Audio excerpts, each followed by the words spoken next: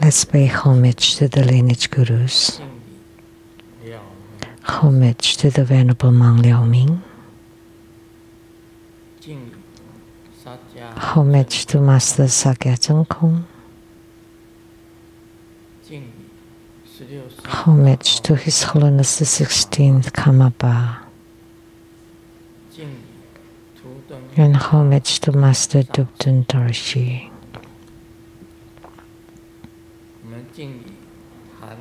Homage to the 3 jewels of the altar. Homage to the main deity of the group practice this evening, Padma Kumara.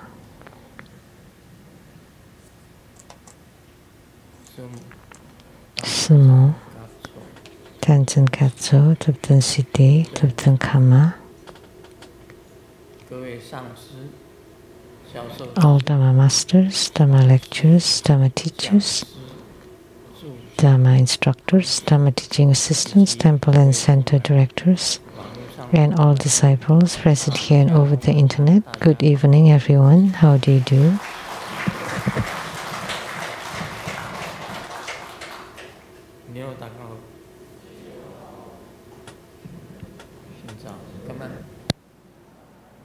These are greetings in many different languages.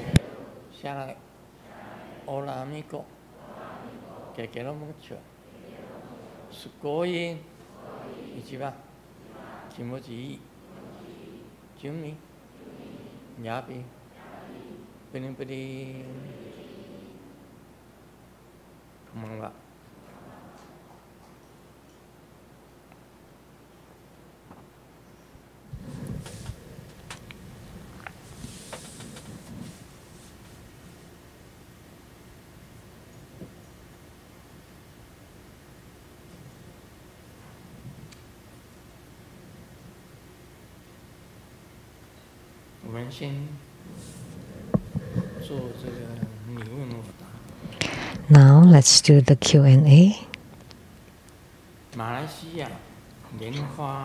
Questions from Malaysia. Lianhua Kwancheng.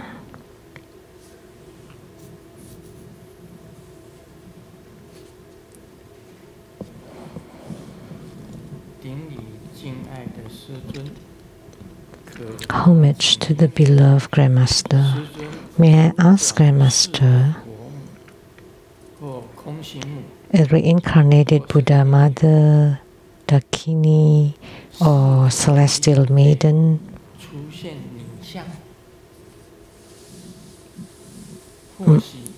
will they always appear in a female form, or they can also appear in male form? Thank you, Grandmaster.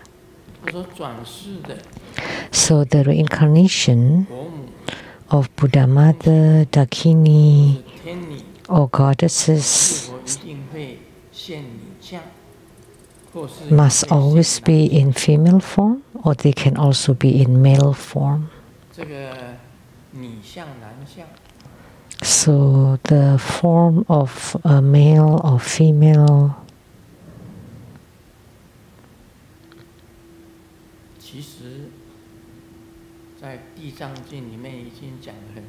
it's been stated clearly in the Siddhigarbha Sutra. Reincarnation and appearing as male or female, that's based on your own vows or wishes. It's mentioned in the Siddhigarbha Sutra, if you despise the form or appearance of a female,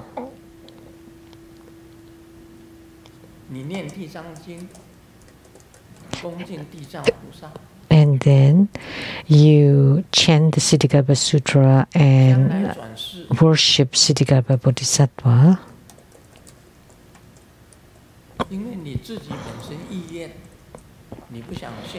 because of your own wish, not wanting to appear as a woman, then you would appear in a male form.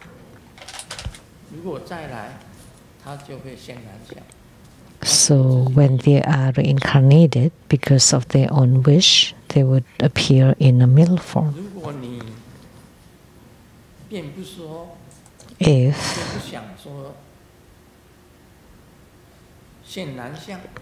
you don't want to appear, if you don't despise your own female form, then you will always appear in a female form.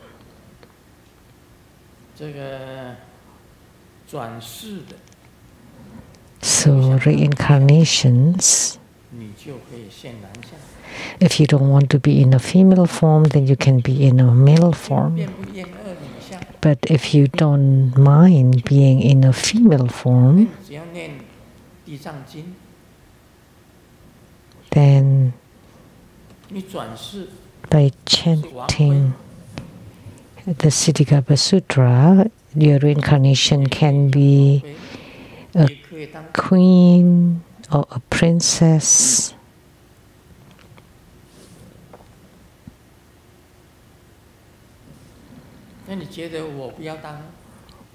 But if you don't want to be reincarnated, if a Buddha Mother, Dakini or Goddess, the reincarnations of Buddha Mother, Dakini or Goddesses do not necessarily have to be in a female form. If you don't want to be in a female form, you can be in a male form. So the answer is been stated clearly in the Siddhigarbha Sutra.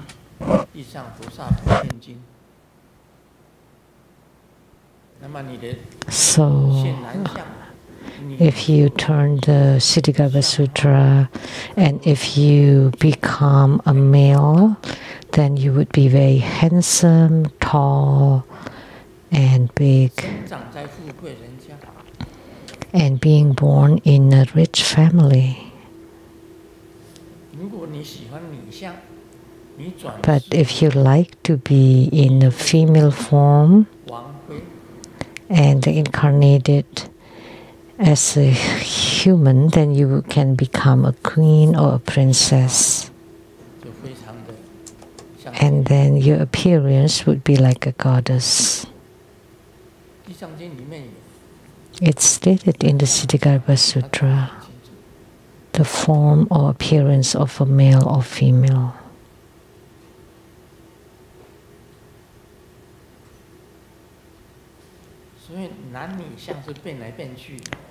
So whether it's male or female, it's ever changing, it's not fixated.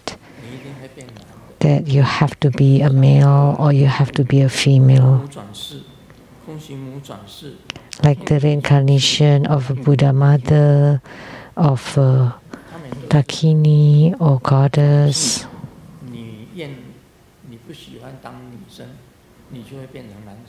And you don't like to be in a female form, then you can become a male.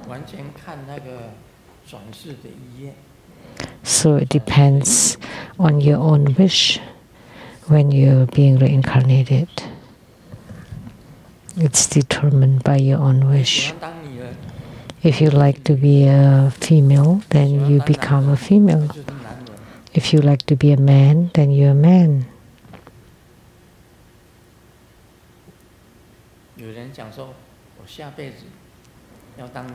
Some people say, I want to be a woman next life, and you become a woman. And you want to become a man, then you become a man. However, you must to have your own merit and blessings. And you must also have the power to transform yourself. So it's not the regular reincarnation of ordinary people. It's stated in the Siddhigarbha Sutra. So however you want to be, you can decide on your own.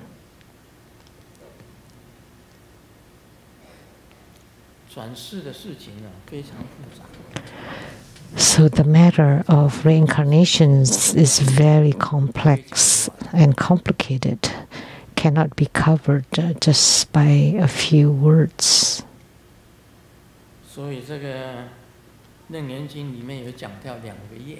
That's why in the Surangama Sutra it talks about two kinds of karma. One is called the collective karma, because you have the shared collective karma.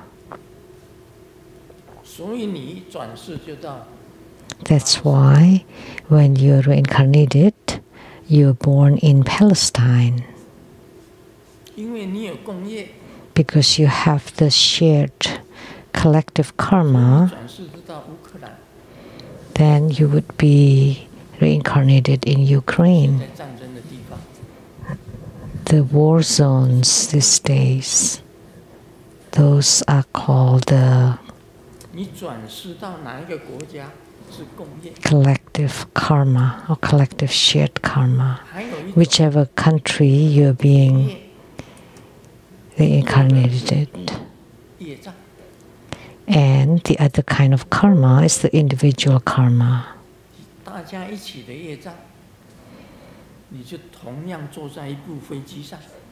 So if you have the same karma, then you would be seated on the same plane. That's the collective karma.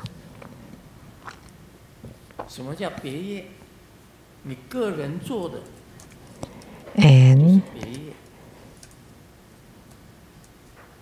the individual karma, it's created by an individual. So your reincarnation is not under your own control, unless you're a Buddha mother, a Dakini, or a goddess. Then you have power to be reincarnated as a man or a woman. But if you're just a mundane being and you're bound by your own individual karma and your collective karma, then you cannot transform as you like. Now, do you understand?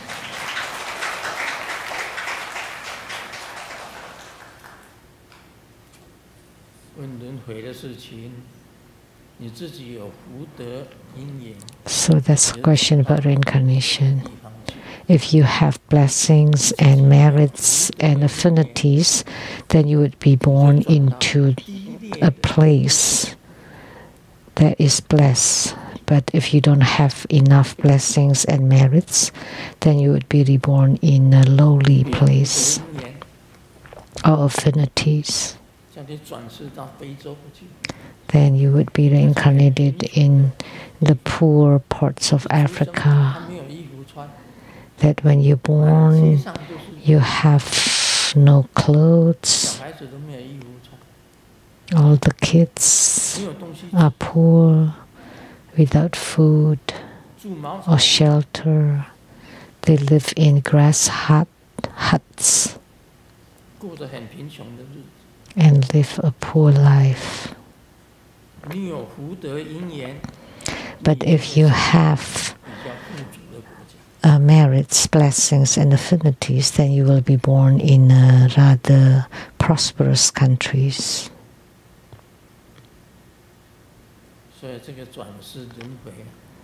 So, about reincarnation is not a simple matter. It's not that you want to be reincarnated as you like. But of course, if you're Buddha mother, Dakini, or goddess,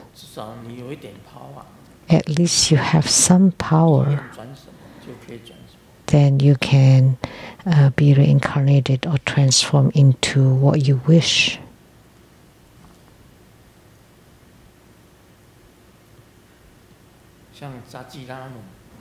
Like Drasilamo, because she has her spiritual root. She was Sri Devi.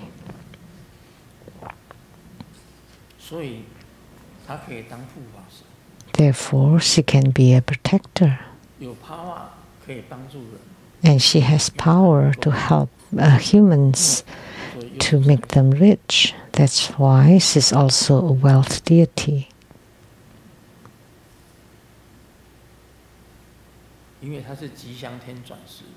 Because she's a reincarnation of Sri Devi.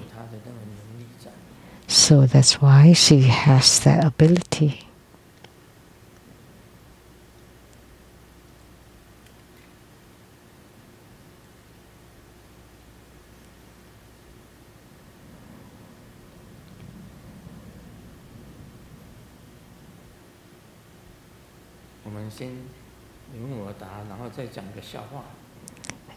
We'll do the Q&A first, and then now telling jokes.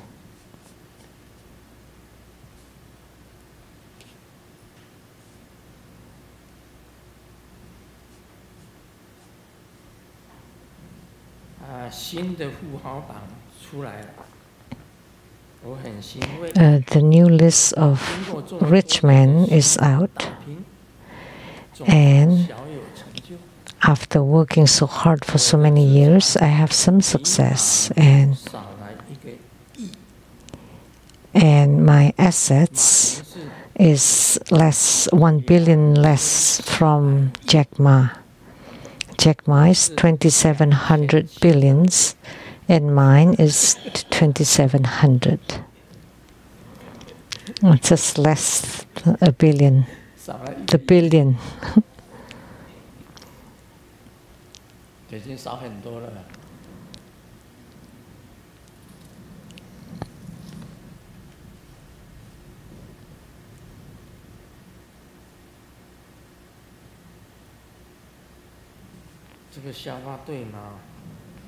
This is the right joke.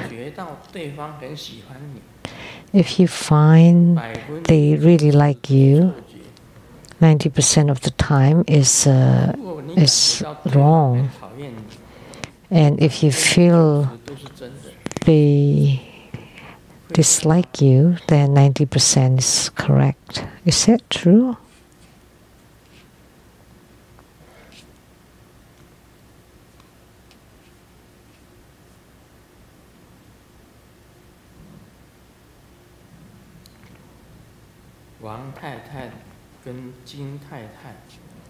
Mrs. Wang and Mrs. Jin were talking.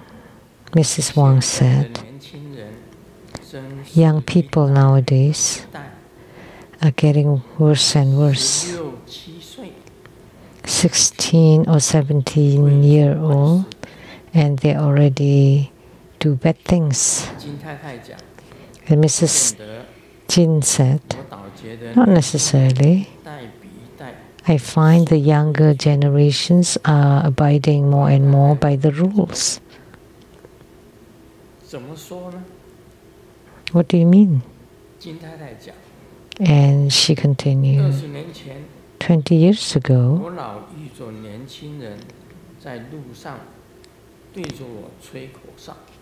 I find many young men whistling at me, but nowadays they never whistle at me anymore, the young people.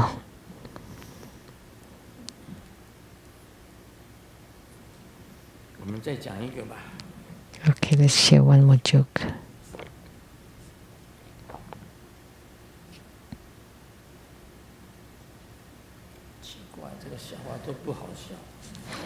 These jokes are not so funny.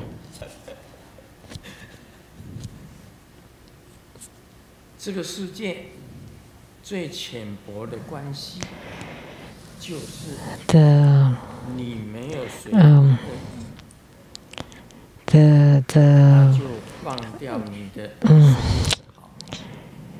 least kind of relationship is that when you don't fulfill their wish, then they would forget about your good part. That's not a joke. Okay, now let's discuss the Surangama Sutra. Sakyamuni Buddha told Ananda,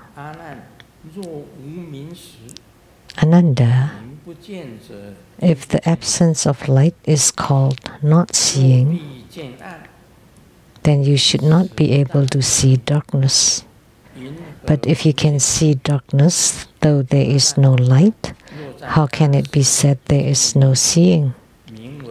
Ananda, if in darkness one cannot see brightness and call it not seeing, then right now in brightness you cannot see darkness.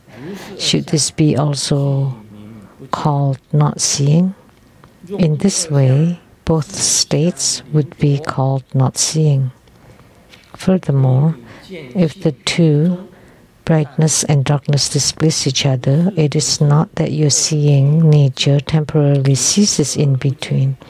Thus, it is clear that both are still seeing. How could it be called not seeing? Therefore, Ananda, you must now understand. When you see brightness, the seeing is not the brightness. When you see darkness, the seeing is not the darkness.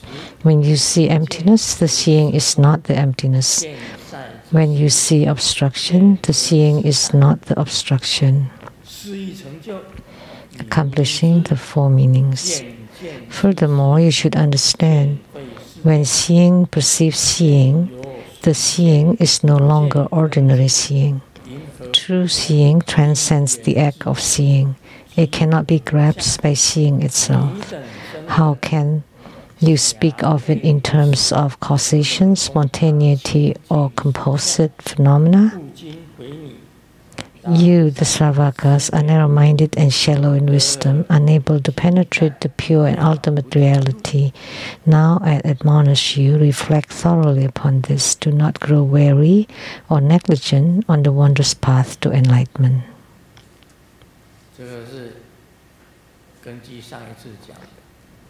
This is based on what was talked about last time. Sakyamuni Buddha asked Ananda, why did you see? Why do you see? For the worldly people, what is the so-called seeing? That's because there is sunlight or moonlight or lamplight. That's why you can see. But without the lights of the sun, the moon, or lamps, then you will not be able to see. That's what Ananda said. And Sakyamuni Buddha started to speak, to admonish him.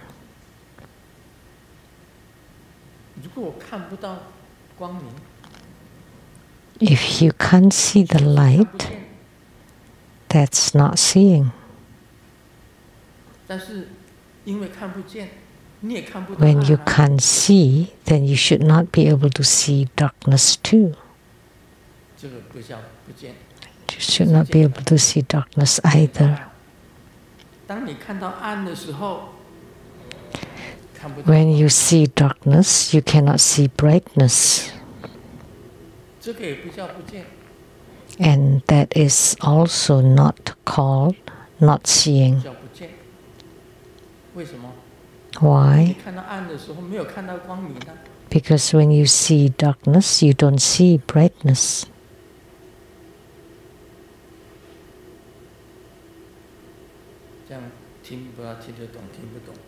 Do you understand or not?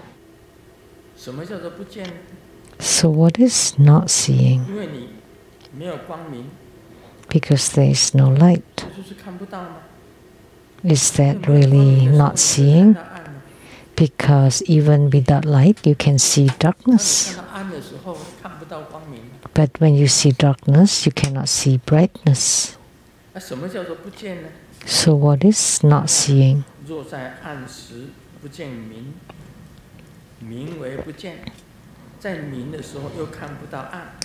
In brightness, you cannot see darkness. But in darkness, you cannot see brightness. There are two phenomena. It should be not seeing.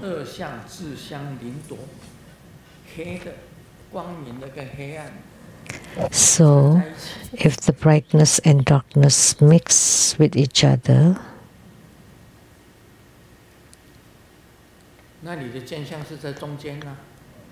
Is your seeing in between?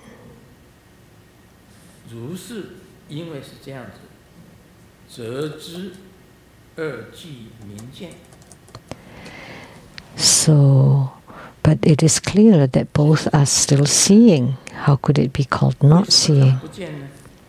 Actually, you can still see. Why do you say it's not seeing? So that's why, Ananda, you should know.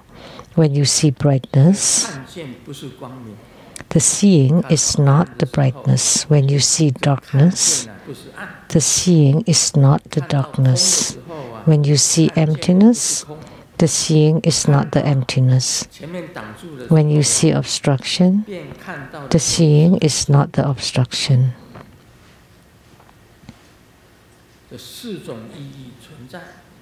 There are 4 kinds of meanings in this. This way, you should know. When seeing, perceive seeing, what the seeing is not seeing. So the seeing is apart from seeing. So you really don't see. So how can you speak of it in terms of causes and conditions, or dependent arising, or self-arising, or composite phenomena? So composite phenomena is the mix of brightness and darkness. And self-arising is like that's how it is.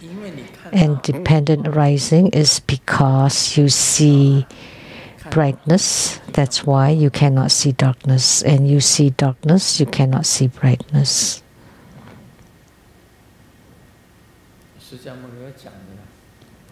So we also don't understand what Sakyamuni Buddha says.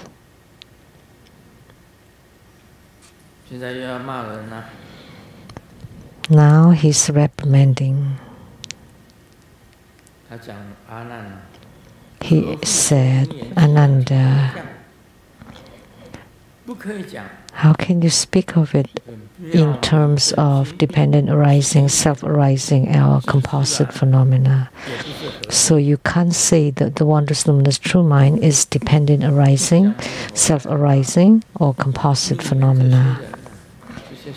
And then Sakyamuni Buddha started to reprimand you, the Sravakas, the practitioners of the lesser vehicle, are narrow-minded and shallow in wisdom.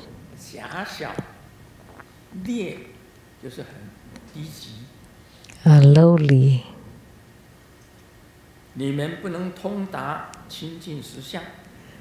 You cannot penetrate the pure and ultimate reality. You cannot understand. Now I admonish you, reflect thoroughly upon this. Do not grow weary or negligent on the wondrous path to enlightenment. Don't grow weary or lazy and stop on the path to enlightenment. That's what this passage is about.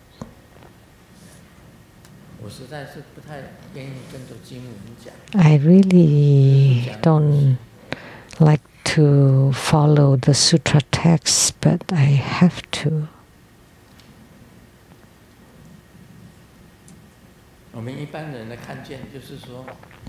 The seeing of ordinary people is because of the sunlight. That's why you can see. Because of the moon, that's why you can see. And because of the lamps or lights, you can see. That's just a typical mindset. And also Ananda too. But the seeing spoken by Sakyamuni Buddha has no form, names, or phenomena. And it's not the phenomena of darkness. It's not that you can see because of light or because of darkness or because of emptiness or because of obstruction. It's not related to any of those. The true, wondrous, luminous, true mind is ever present, and it has no form and phenomena.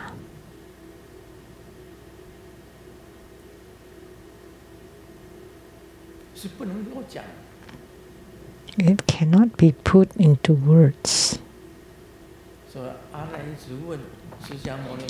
Ananda kept asking, and Sakyamuni Buddha kept explaining. But even after so long, he still could not understand. Okay, let's continue to read. Ananda said to the Buddha, he started to cry again.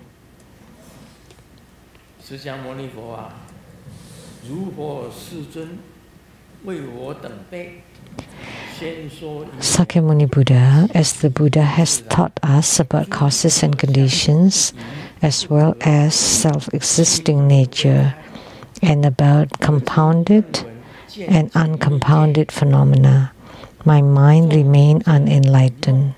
Now hearing that perceiving seeing indicates that is not ordinary seeing, I feel even more confused and lost.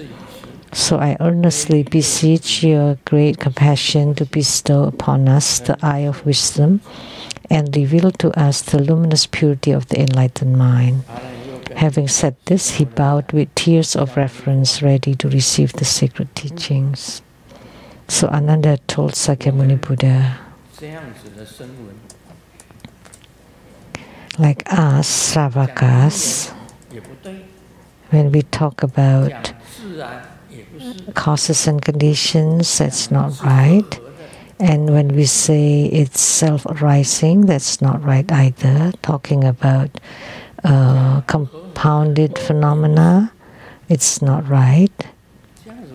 And talking about uncompounded phenomena, also not right. So even after listening to that, the mind is still not enlightened.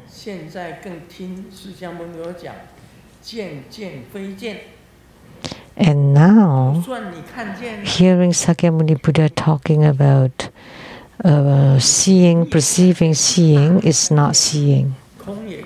So even if you see brightness, darkness, emptiness, obstruction, it is still not seeing. So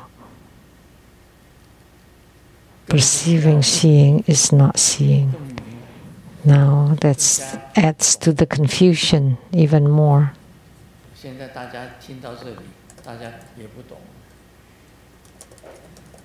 So now hearing up to here, everybody still not understand, and Grandmaster too.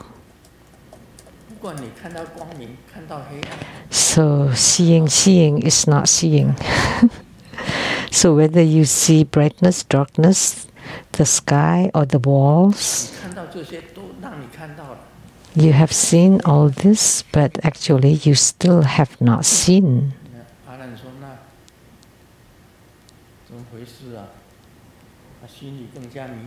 And Ananda said, what's going on? He's even more confused.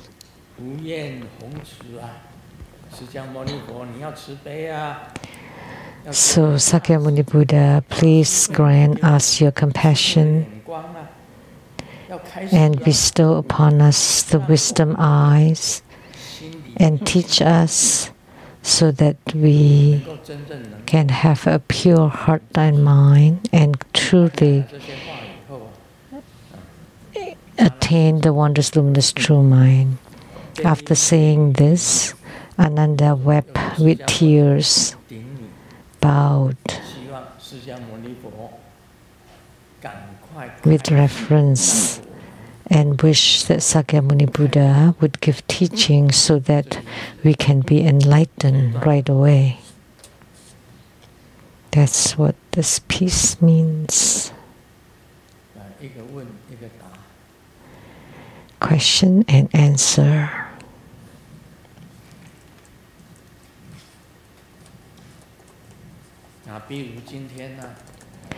Like today, you ask our Master, what is the wondrous luminous true mind?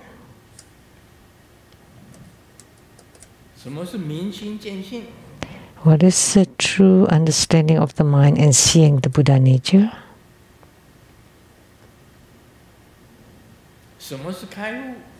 What is enlightenment?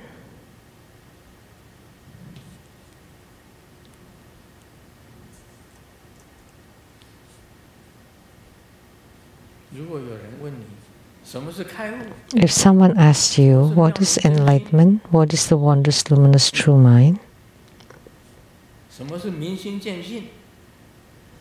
And what is the true understanding of the mind and seeing the Buddha nature? If they ask you, then you do this. It's right when you don't say anything. As soon as you open your mouth, that would be wrong.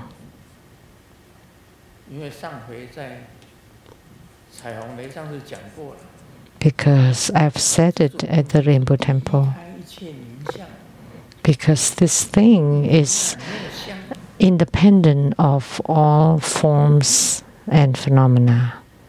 No names, no phenomena. It's too profound.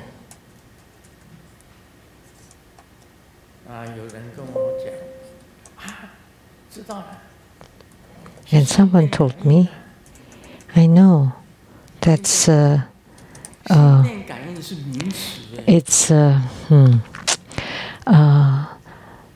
it's like a psychic ability, but that's a name.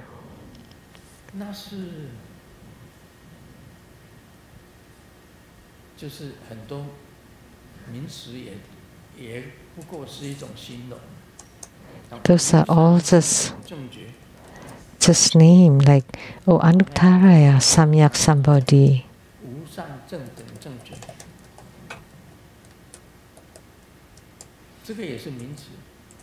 But that's too, it's just a name.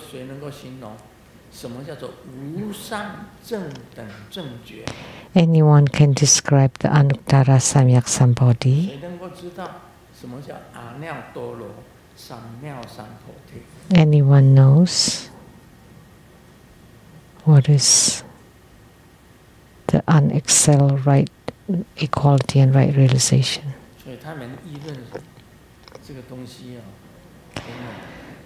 So the discussion about this, where did the Surangama Sutra come from?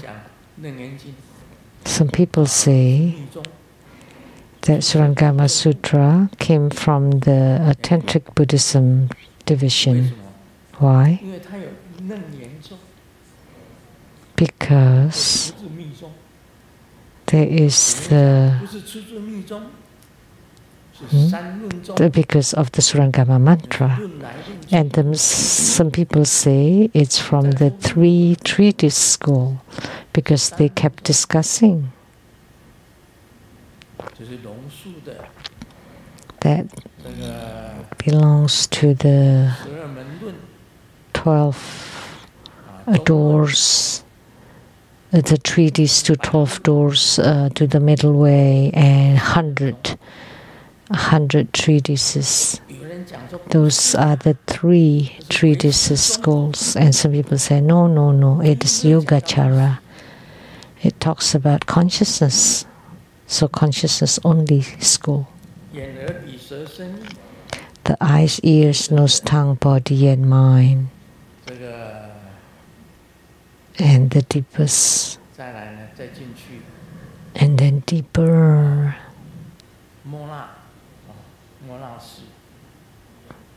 Mola, consciousness, alaya. And then the immaculate consciousness. And some people say it's like Zen Buddhism, but it's not Zen Buddhism.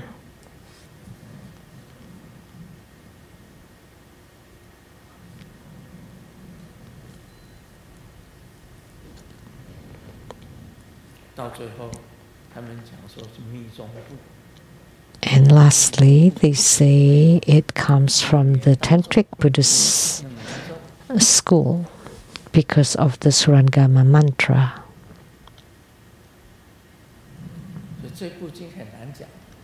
So this sutra is very difficult to expound.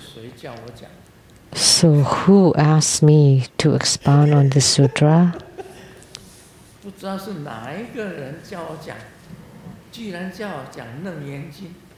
Who asked me? It turned out to be very difficult. If I knew who asked me to do this,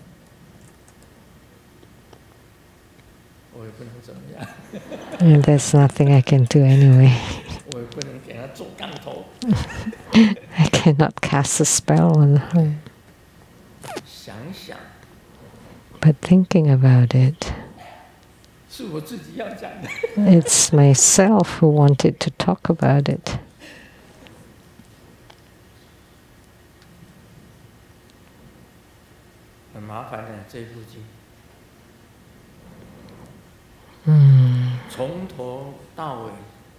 This sutra is quite troublesome.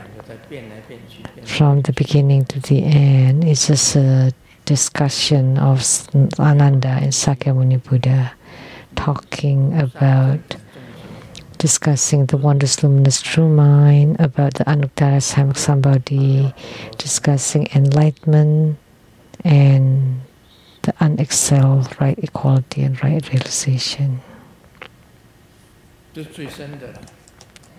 So this is the most profound, so it's very difficult to expound. Not like worldly dharma about loyalty, uprightness, about honor, glory, about cause and effect, causes and conditions, about karma, also about naturalness or self-arising or compounded or composite phenomena. And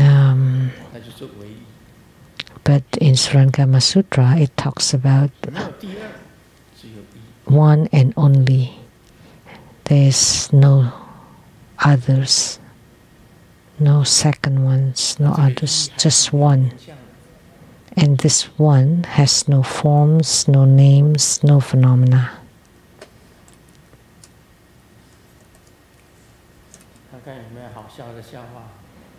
Let me see if there are some funny jokes.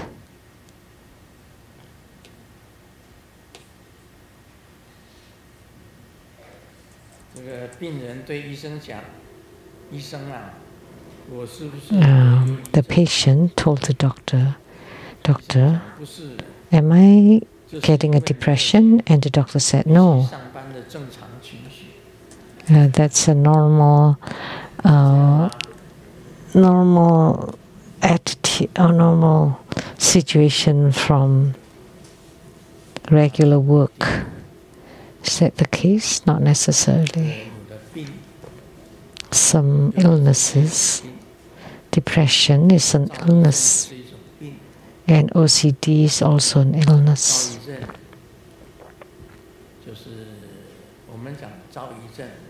We say OCD can kill people, but depression can make you kill oneself, yourself. So we must live in the middle of depression and OCD. And what is that called? It's called a compounded phenomena, or the middle way. So don't be so compulsive, but don't also be so depressed. Just in the middle. That's called the middle view, the middle way, the middle view. So you need to control your own moods, not too high and not too low.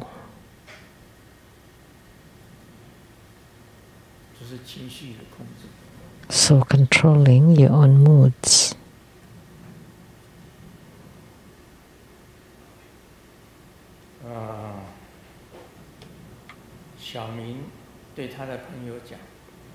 Xiaoming told his friend, I want to get divorced because my wife hasn't spoken to me for a month. And the friend said, oh, think carefully. It's very difficult to find a woman that doesn't talk very much nowadays.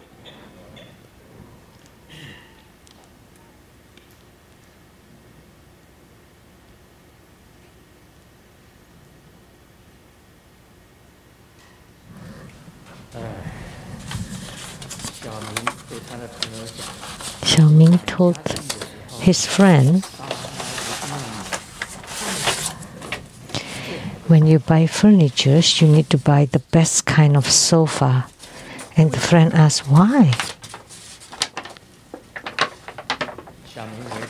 And Xiaoming said, man should have this realization, like when you have arguments, the sofa will be your bed.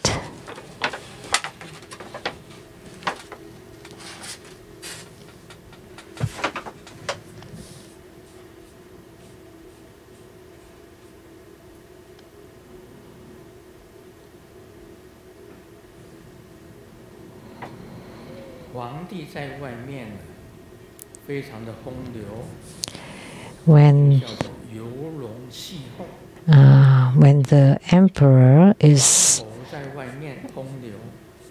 playing around, yeah, okay, this is a different name, different idioms, like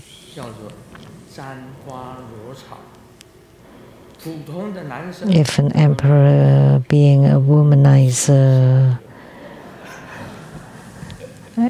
they are called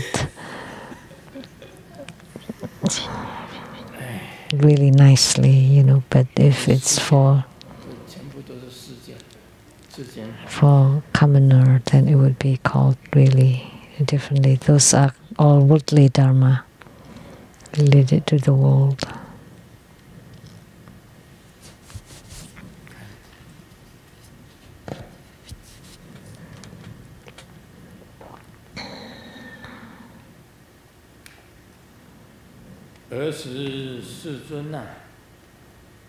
At that time, the world-honored one, out of compassion for Ananda and the great assembly, prepared to expound the great Dharani and the wondrous path of Samadhi practice.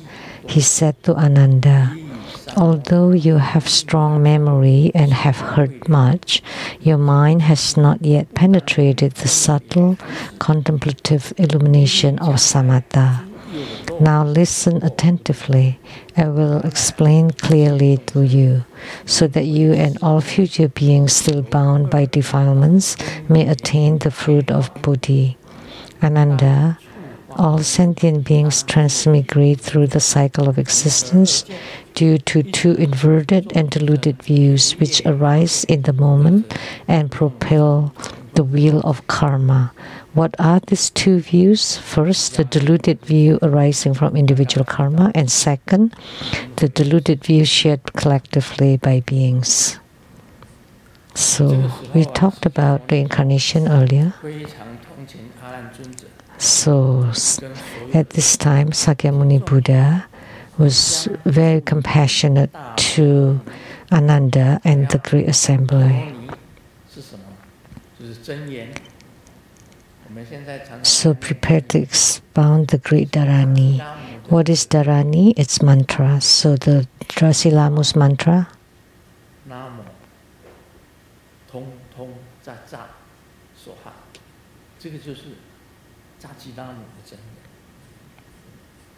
That's the mantra of Drasilamu.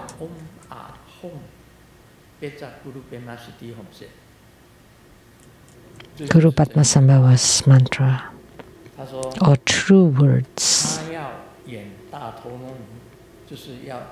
So he is about to expound the great Dharani, which is the Surangama mantra. and the samadhi, how to enter samadhi. The wondrous cultivation path of samadhi. It is really marvelous. He said to Ananda, although you have strong memory and have heard much, so having strong memory, it's just that you heard more than others, but your mind has not yet penetrated the subtle contemplative of samadhi. So when you enter samadhi, when you observe or contemplate on your own mind or everything, it's still, you're still very far from it. So now listen attentively. I will explain clearly to you so that you and all future beings still bound by defilements may attain the fruit of Puti. So spiritual cultivators can attain the Anuttara Samyak Sambodhi. Ananda, all sentient beings transmigrate through the cycle of existence due to two inverted and deluded views.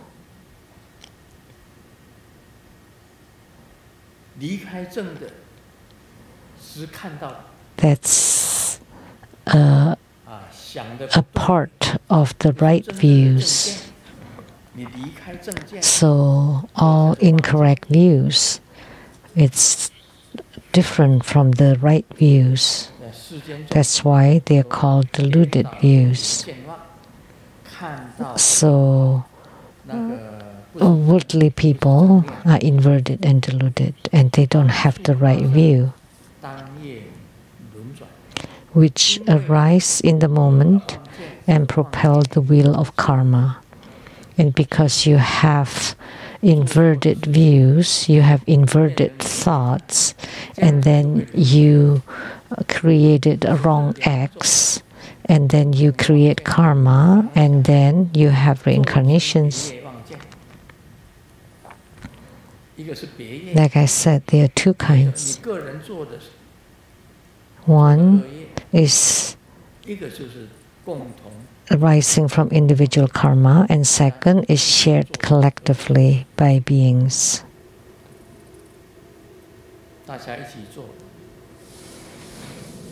So created by everyone. So generally speaking, famine, wars, epidemic are worse. These three wars, that's collective karma. Famine, that the people in that part of the area have nothing to eat. That's also collective karma. Epidemic, or like COVID-19, when it was severe, many people died, and that's due to collective karma.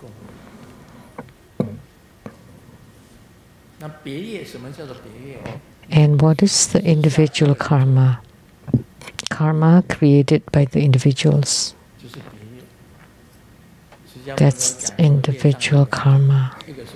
So Sakyamuni Buddha said there are two kinds of karma. Why one is reincarnated, or why does one transmigrate in the rebirth cycle? It's either due to individual karma or collective karma. That's why you have to have the right view, right thoughts, and the so-called Eightfold Noble Path, and the 37 aids to enlightenment, the 4 right exertions, 4-fold mindfulness, 5 powers, 5 roots, 7 branches of realization, and Eightfold Noble Path. If you walk the Eightfold Noble Path, then you have the right thought. But if you don't walk the Eightfold Noble Path, then that's incorrect. That's incorrect thought.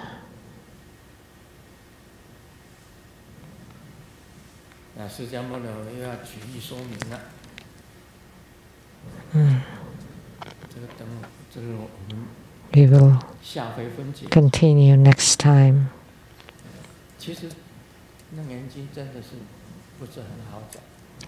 The Surangama Sutra is not very easy to expound. It's just like writing a thesis. And some people say it's a debate, but it's not. It's the questions asked by someone who does not know, and Sakyamuni Buddha answered. But Ananda just heard and listened, but he did not cultivate. He had no results from his cultivation. Like spiritual cultivation has to enter samadhi. Only then it's called the true spiritual cultivation. The single-pointedness is something you have to experience. And you need to experience it from the single-pointedness in samadhi. There are 2 most difficult things in the world. One is to place your own thinking into other people's brains. And second is to place other people's money into our pockets. If you succeed in the first one, you're called a teacher or grandmaster. If you succeed in the second part, you're called a boss. And if one succeeds in both, then you're called a wife.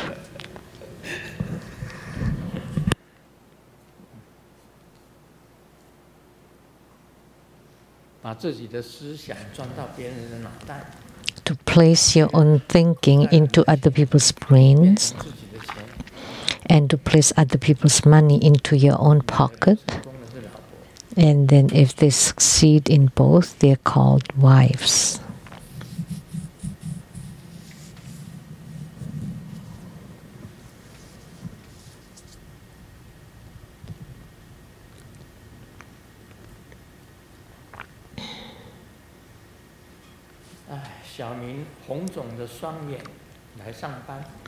Xiaoming came to work with swollen red eyes, and the classmate asked, "What's going on? What happened to your eyes?" Xiaoming said, "On the way to work, I walk on the street, and the skirt of a lady was blown by the wind. And I was kind-hearted and then pulled up her skirt. And then she punched me. And how about on the other eyes?" And I thought she didn't like that. So I pulled up her skirt. She didn't like that I pulled down her skirt. Now I pull it up. So whether you pull it up or down, it's wrong. So what's right is if you don't do anything, just don't worry about it. That would be right. 我们你被迷哄。